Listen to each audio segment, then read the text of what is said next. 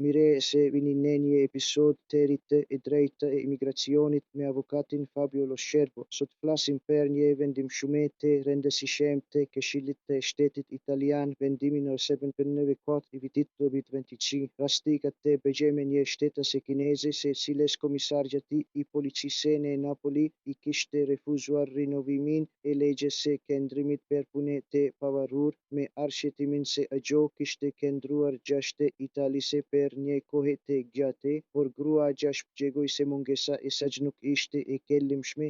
Ajo kishte mbetur e blokuar në Kinë gjatë pandemisë së COVID-19, pamundur të kthehej për shkak të mbylljeve të kufizimeve të fluturimeve ndërkombëtare.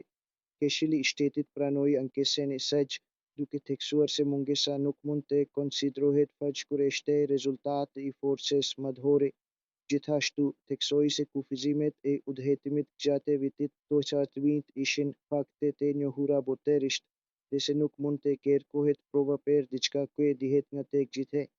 Vendimi riafirmon një parim thelbësor, edhe nëse arsyetimet nuk janë paraqitur gjatë fazës administrative, gjykata mund të i vlerësojë ato gjatë shkërtimit gjykatësor. Në fund, Këshilli i Shtetit njohu lidhjet e forta të gruas me Italinë, ku ajo jeton me familje dhe punon, dhe anuloi refuzimin, duke kompensuar shpenzimet gjykatësore. Ky vendim riafirmon rëndësinë e parimit të proporcionalitetit dhe mbrojtjen e jetës private dhe familjare, edhe në raste të ndërprerjes së qendrimit për shkak të ngjarjeve të jashtëzakonshme si pandemia. Unë jam avokati Fabio Lo Scerbo, dhe ky është e drejta e imigracionit, podcasti që tregon se si vendimet gjykatësore mund të ndryshojnë jetën e njerëzve.